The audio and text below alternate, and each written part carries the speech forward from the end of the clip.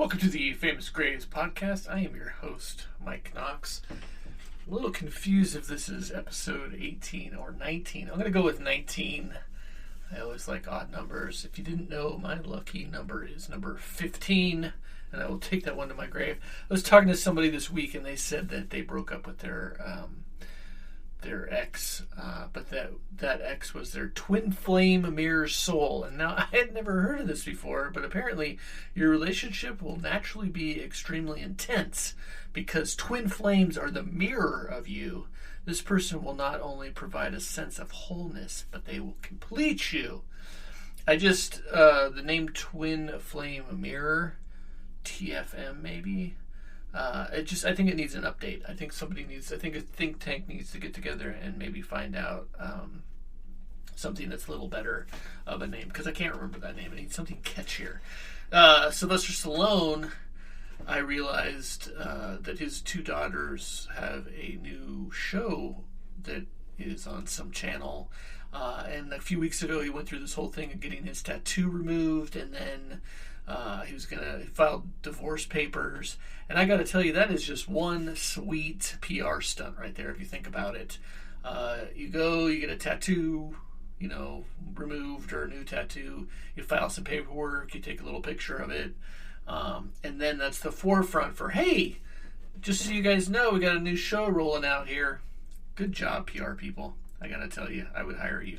A teacher was arrested after revealing that she kept a student kill list. No charges have been filed yet against a 5th grade teacher from East Chicago, Indiana. And I think, all joking aside here, this is one of those where it's like you kept, you didn't do anything, you kept a list. Maybe you shouldn't be in teaching, but at the same time, we kind of understand a little bit. Just as long as you don't cross the line and actually do it, keeping the list. I'm sure that every class has got somebody you don't like. The fact that you got caught with the list is a little bit odd, and you should definitely be fired for that. Also, in the news, some activists, I don't know why they call them activists, but they took a can of tomato sauce soup and threw it at Van Gogh's $76 million sunflowers at the National Gallery I think that was in London. And, of course, Scotland Yard is, I know that's a horrible accent, but Scotland Yard is now on the case for these two people who then, of course, filmed themselves, and then they used crazy glue to crazy glue their hands to the walls underneath.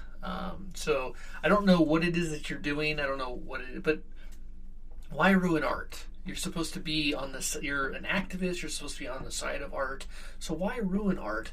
And especially, I drew Sunflower. It was not worth $76 million. But it's Van Gogh. The guy cut his ear off. I think that's the guy that cut his ear off. He was a true artist.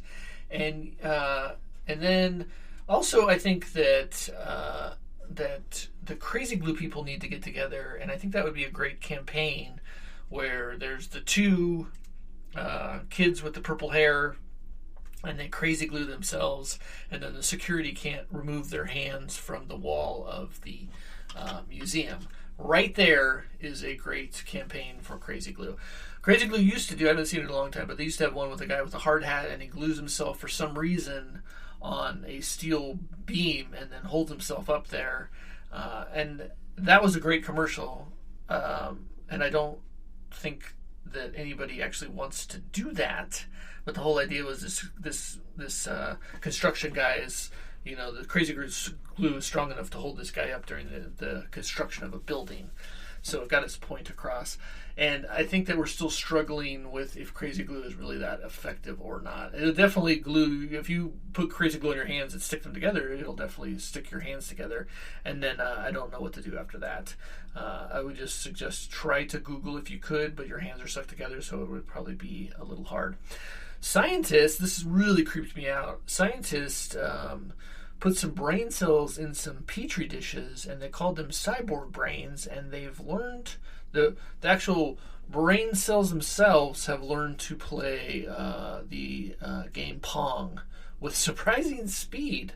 The mini brains, some of them grown from human stem cells and others from cells of mouse embryos, got the hang of the simplified version of the game in around 5 minutes, researchers say in a new study published in the Journal of Neuron. The brain cells were grown on top of a silicon chip linked to a computer that could detect and send electric signals. This absolutely blows my mind. I can't wrap my head around it, and I just wanted to let you all know that mind blown. I don't want to talk about it anymore. But it's October, and I've been seeing a lot of signs for Shacktober, and I don't know what it is, but it's in Long Beach. It's next to the Queen Mary. I went to a little Christmas thing there maybe like 5 years ago. It was a bunch of food and stuff like that. They had like fake snow that was really just soap. But they put on a good show. And, you know, Shaq, I think Shaq would put on a good Shacktoberfest. I don't know what's there. I would imagine maybe there's some alcohol, I would hope. But it's running September 29th to October 31st. I'm not getting paid to endorse this, but I saw the sign and I was like, good for you, Shaq. That's pretty cool. And then it's got a picture, you know, the billboard's got Shaq holding a pumpkin. Shaq's hands are like he's a skeleton. But it would make a great t-shirt, I think. And I'm just not driving to, if you're not from Los Angeles, I'll give you a scope of Los Angeles. You're just driving and you're driving and you're driving and you're driving and you're driving and you're just like, when are we getting out of Los Angeles? That is when you hit the ocean and you are at Long Beach. Long Beach is way down there south in Los Angeles. And very few people go there just because it is so far away. And if you ever do get a chance to go, San Pedro used to be the hub of like the fishing industry.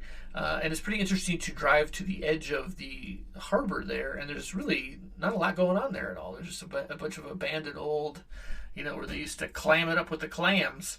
But Long Beach with the Queen Mary, and there used to be the Spruce Goose next to it, but it's no longer there anymore. And so it is a good place for Shacktoberfest, I will admit. But I'm not going to go there. Ralph's is going to merge with Kroger Kroger to buy Albertsons for $20 billion. I guess they're all the same. I think there's only like 4 grocery stores left. There used to be a grocery store that I worked at when I was 14. It was called Louis Foods, and it was in Pasadena, and it was owned by this guy that he was a portly man, and then he was probably... since I was 14, he was probably only in his 40s at the time, but he looked like he was in his 80s. But he had like this trophy wife blonde lady that would come in, and she would just, that's all she did every day. He had 2 older sons that were like 30s, I think. They weren't very nice people. But the wife would show up in a Mercedes, and she was probably 30 years younger than him. And she would shop for herself and just like bypass the registers and not pay for anything. And I always thought that is the life that I want. Right there. And a lot of these grocery stores are no longer, I know Louis Foods is no longer there, it's now a CPS or something. But a lot of these grocery stores, I don't think Alpha Beta's around anymore. I haven't seen a Safeway in a long time. There used to be Piggly Wigglies in California.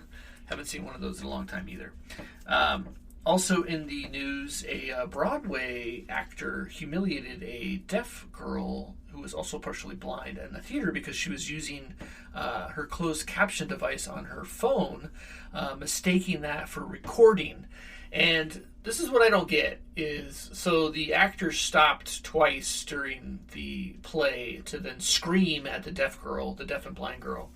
And here we are, 2022. If you don't realize that your iPhones can do all this stuff, you've got problems. Also for the fact that everybody is recording everything. And so the fact that you're upset that somebody is recording your play is another thing that I think that we need to go back and revisit. Definitely there should be some firing going on. You should be getting some counseling from HR. 2022, don't scream at the blind and deaf lady there who's just trying to watch your play. Jeez. Talk about the horrible person of the year award right there. Um, Also in the news, politics is right around the corner. I usually don't want to talk about politics. We're like a couple weeks away. But this one guy in New York, he's running for Congress. His name is Mike Itkis. And if you really think about that, Itkis, well, Mike has decided that he did a porn and released it on Pornhub with and don't worry, he actually did this porn with another professional porn star. He'd never done a porn before. He does not look like he should be doing porn, but he basically is running in New York's 12th district, and basically what he's saying is that I want to support the sex industry, and this just, all I can tell you, Mike Itkis, is this is just crazy enough to work. I gotta tell you there, guy. You would definitely have my vote just for the absolute insanity of thinking that this is actually going to work. But you know what? It's New York, so it could work. Who knows? We're going to see in a couple weeks. I'm behind you 100%, buddy. Also in the news, which I do like to follow, CAL FIRE. So CAL FIRE is like this private industry of firefighters in California. And they've just always had problems. And apparently they rehired their former employee who pled guilty to defrauding FEMA and is awaiting sentencing. But hey, why don't we rehire that person back 3 years after the employee pled guilty to defrauding FEMA of $1 million? But, you know, I guess they fight fires really well because nobody seems to be able to get it under control here in California. But, yeah, let's hire the people that are stealing from the government. What a great idea. That sounds just like California to me. The billionaire founder of electric truck firm Nikola is found guilty of fraud after inflating the value of the firm. Now, me personally, never heard of this. I do find it interesting. There's Tesla, and then there's another guy that comes along and takes the first name of Tesla. And again, Tesla always his whole life getting ripped off. Poor guy. Everybody just takes all his ideas. And I did not know that there was an electric truck. So he inflated the firm of $3.3 billion, and that was a little more than Ford Motor Company. And he wants to rolling the trucks out. So these are 18-wheelers. And at one point, I guess that he had, during one of his dog and pony shows, had the truck on a downgrade just so the truck would move because they hadn't quite figured out how to get the trucks to move. And I don't own an electric car, and I've talked about this before. You're gonna try to do so. The Tesla has a certain, I think it's like 4 hours or something like that, and then you've got to, or it's got a certain range of miles, and then you've got to, for 4 hours, you've got to charge that thing. So now you've got to charge all of these 18-wheelers that's towing a lot more than what somebody in a Tesla is towing. So off to a rocky start there. I'm going to definitely look out for this trucking company, though, and definitely not invest into it, though. In other news, a 62-year-old man, he owns a apartment there in the Chrysler building, told the court he does not want to pay his estranged wife, who's 47, $45 million because he wants his children to learn the value of a dollar. And I've got to tell you, for divorce court, those attorneys probably had a very good laugh. I don't know about the laws of New York, but in California, your wife's getting half there, buddy. And I think New York is probably exactly the same. So I don't think you're going to be able to teach your kids anything. Realized they had $6 million worth of cryptocurrency in there because somebody had accidentally deposited that money. And of course, what did they do with their $6 million that wasn't theirs? They went and bought a bunch of houses and they went on trips and they got into big legal trouble as a result of that.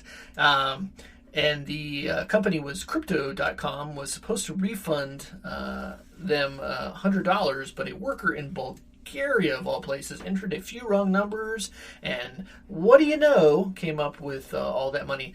I actually had something similar in a way, but But back in college, when I was drunkenly going to ATM machines, the ATM gave me a receipt one time for $999,000.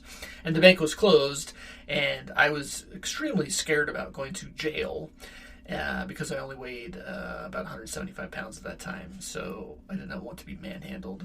But I kept that for a very long time, and I threw it away at one point because it depressed me so much, because probably at that time I had, $9 in the bank.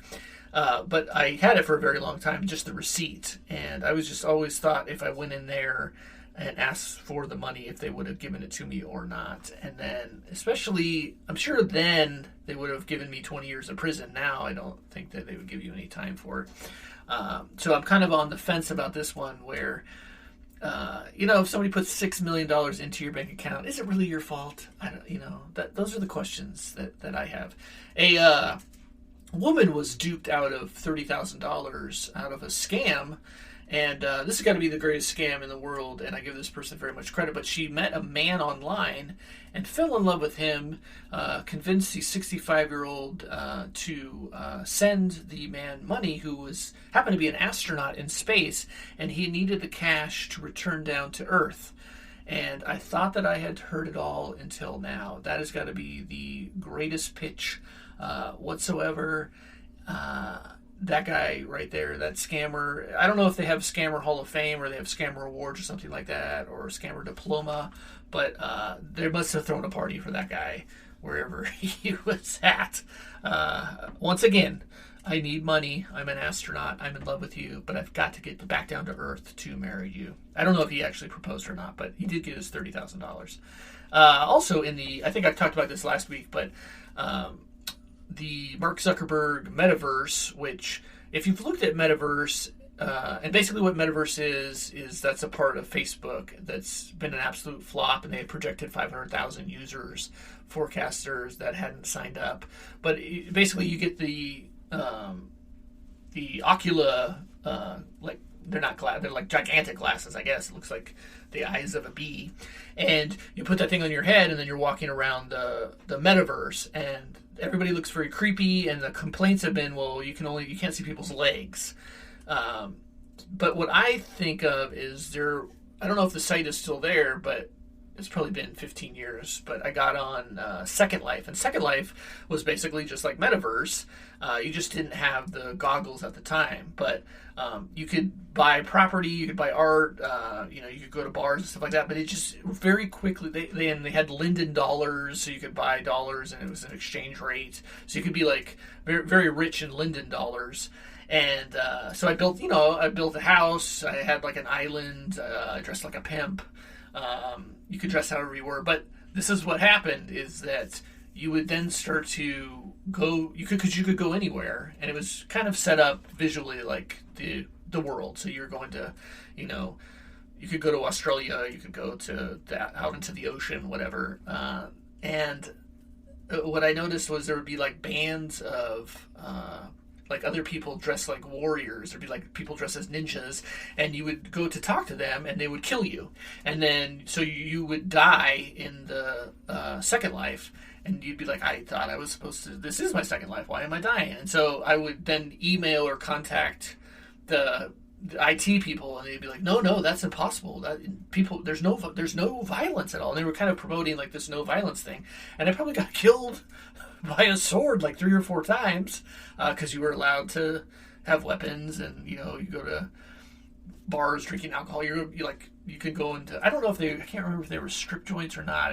But there were definitely clubs that you would go into. There was like an Amsterdam red light district, so very bizarre, but just got very boring very quickly, because I guess you were talking to people, but you were typing it in, so it was kind of hard to quickly type. But nobody was really very nice in the Second Life. So the idea was there, it was great. I'm sure that the metasphere, the meta life will come back. I know this is just the beginning of it. I'm sure that people will want to do it later on. It's just too new. It's too hard for people to wrap their heads around. But even with, it just reminds me of Second Life, where it just really wasn't all that fun, because I'm still trying to live my first life. You know what I mean? You know what I'm talking about there? of the show. I want to talk about actor Paul Sorvino. Now, I always love this guy, and I especially love this guy not only as an actor, but he wrote a book. I can't remember the name of the book. My dad gave me this book. I think it was the only book my dad ever gave me, now that I think about it. But I digress. But it was about asthma, and he would sing. I'm thinking that in the book he's talking about singing like in the Poconos, or he's singing like on the East Coast in like vacation spots where that's how he made his. He was making money, and which a lot of those, I don't even know if they're around anymore. But a lot of places it'd be like these huge resorts, and then there'd be entertainment with singing or comedy. And you kind of do like in the Catskills, you do your circuit on all these different vacation places. And so he said that he had asthma, and so his book is about different breathing techniques. And of course, I never followed any of the breathing techniques, but I thought it was pretty cool that he wrote a book about that. And I always thought, because I have asthma, that one day I will take those instructions to heart and cure my asthma, but I never did. I did read the book, and I still have it somewhere. But Paul Sorvino was born in 1939, April 13th, and he's American film, television, and stage actor. He was probably known as playing Paulie in Martin Scorsese's 1990 film Goodfellas, and also as Sergeant Phil Soretta on the second season of Law & Order. He also played a variety of father figures in different movies. He was in The Racketeer, which I thought was a great movie. He was also in Nixon, and I don't remember the movie The Cooler. But I know that he was acting all the way pretty much up until his passing. He was born in Bensonhurst section of Brooklyn. His mother was a piano teacher and homemaker, and his father was from Italy. An immigrant who worked in a robe factory as a foreman. Both his parents were Italian. He attended Lafayette High School, where his classmate, one of his classmates was Peter Max, the painter. I haven't seen Peter Max in a long time, but Peter Max used to be on a lot of shows, especially in the 80s and the 90s, and he would do like psychedelic art, if I'm thinking of the same guy. And then he got into like some problems with the feds because of tax evasion or something. I think he served like 2 months or something, like ridiculous. I just think, what's the point of putting that guy in federal, I don't know if you're in jail or federal prison at that point, for 2 months? Really? What's the point? I don't know. Just let the guy paint. That's all he wanted to do. Anyways, Paul Sorvino started his career as a copywriter in advertising. He took voice lessons for 18 years while attending the American Academy of Dramatic Arts. He decided to go into theater. He made his Broadway debut in 1964, and 6 years later he appeared in his first film, Carl Reiner's Where's Papa, starring George Segal and Ruth Gordon. In 1971 he played a supporting role in the movie Panic in Needle Park, starring Al Pacino and Kitty Wynn. I gotta look up Kitty Wynn, and I gotta look up Ruth Gordon. Definitely gotta check that. Sorvino received critical praise for his performance in the 1972 Broadway play The Champion Season. In 1981, he played the role of a Italian-American communist in Warren Beatty's film Reds. I don't think I've seen Reds. I need to see that one too. He appeared in the 1985 horror film The Stuff. I have not seen that one either. In 1991, he took on the role in Sergeant Phil in Law and Order. He founded the Paul Sorvino Asthma Foundation. See, I wasn't making that up. Intending to build asthma centers for children and adults across the United States. In 1988, he narrated the series The Big House for... Oh, that's right. So The Big House is about prison. He's narrating that. He had such an awesome voice. In 1999, he starred in a TV version of That Champion Season. He was also in Hey Arnold. He voiced the main antagonist, Mr. Sheck, Mr. Sheck, the CEO of Future Tech Industries in Hey Arnold.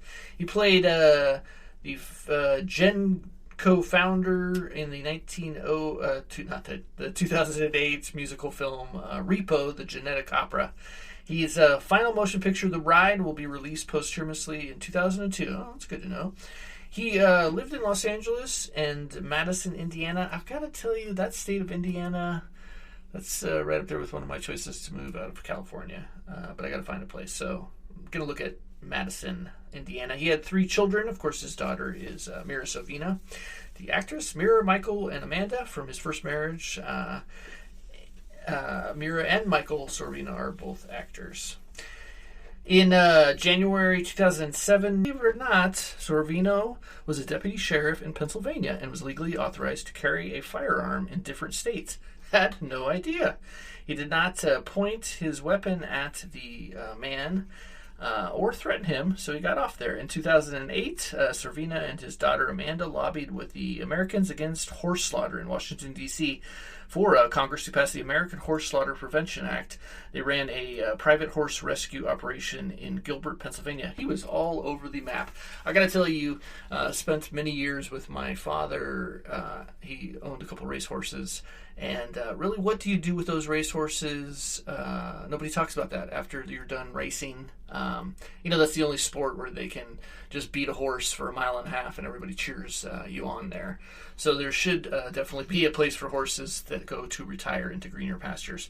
He accompanied sculpture, specializing in cast bronze. In 2008, his sculpture on the late playwright Jason Miller was unveiled in Scranton, Pennsylvania. So he was a jack of all trades doing sculptures.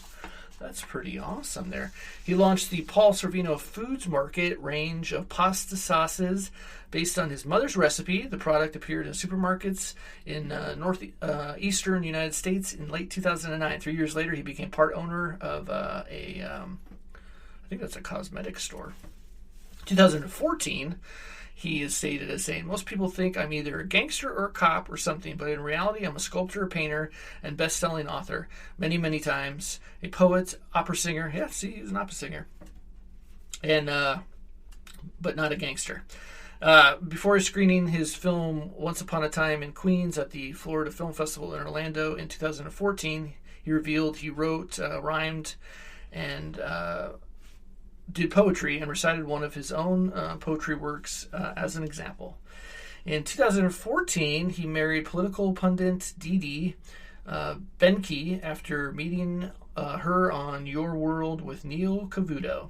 2018, he learned that Harvey Weinstein allegedly sexually harassed his daughter. I did not know that. And then blacklisted her within the film industry after she rejected his advances. I got to tell you, that Harvey Weinstein is one ugly man.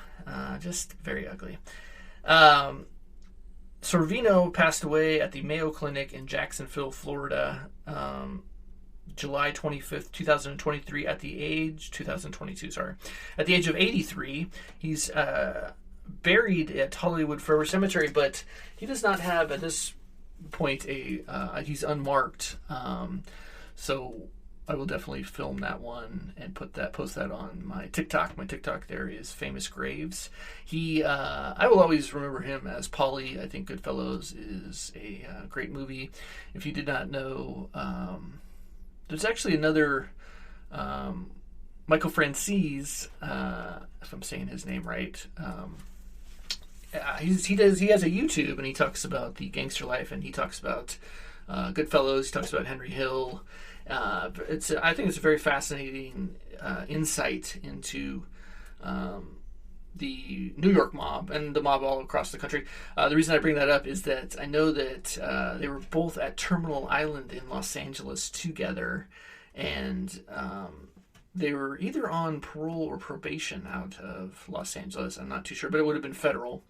So I'm not too sure where either one of them were living at the time, because they would have been, assuming, in witness protection. Mention this October 31st and November 1st, 2022, at the Epilepsy Convention at Disneyland in Anaheim, California. And I do that every year. My daughter has epilepsy, and she has a VNS therapy, which is like a pacemaker for your brain. She had her second battery replaced a few months ago. She is seizure-free, 5 years, 9 months. And I've got to tell you, that is the reason I spread the word about VNS therapy. And so I like to go there to these conventions. This year I'm actually starting the Epilepsy Hollywood Foundation, because I don't think that there needs to be more, especially there needs to be more focused on the social media aspect of making fun of epilepsy, TV, film, making fun of it. We're just, in the climate that we are today, there's no reason for us to be making fun of, and I get fun of people having seizures, and I get a little kickback here from my comedian friends. But the reason I say this is that you have these fake seizure videos on YouTube, and then you have those children watching those at school, and then they're imitating themselves falling down in front of my kid, and pretty much bullying my kid. And these schools don't have to do anything. They never do anything because they're not required to. And there's no laws preventing all that. And that is why I started the Epilepsy Foundation Hollywood, is that I want to focus on on that stigma for epilepsy. There's a huge stigma. And again, come by. This is the first time I do believe that the epilepsy will be at Disneyland on Halloween. I've never been to Disneyland on Halloween, so I imagine everybody's going to be dressed up in costumes. I've got a bunch of swag, though. I actually got a bunch of little squishies that are like Halloween little characters. I got some pumpkins and some, I think they're little skeletons. Just some little spooky stuff. I got some stickers, and I, of course, will be autographing my book, Vivian's Reign, which is about my daughter's battle of epilepsy. And usually I get to talk to about 50 people a day, probably, at that convention. There's lots of good information going on there. All the different epilepsy foundations come together, all the big ones, the small ones, and everybody's everybody is, they're collecting information, which I think is great, because there's no cure for epilepsy, and it's just such a slow, drawn-out process, especially when you're parents with a kid that's suffering from seizures, and you're just going from doctor to doctor, hospital to hospital, trying to figure out basically this horrible, horrible disease, which affects 3 million people in the United States. That is my that's my spiel. I thank everybody for listening to this podcast. I hope to do another one. Like, subscribe, tell me who else you would like me to see and talk about. I'm going to post a TikTok at Famous Graves about Paul Sorvino. I've actually been posting quite a few good ones. There's a lot of celebrities that don't have graves, which is surprising to me, especially these guys have, men and women have lived very long and very exciting lives, and I think that you should have something. I went by today to the Paul Walker. It says on Google that it's a Paul Walker Memorial in Valencia, but really all it is I think it's the tree that he crashed into, the stump, and there's some cigarette butts and some pennies or something like that. But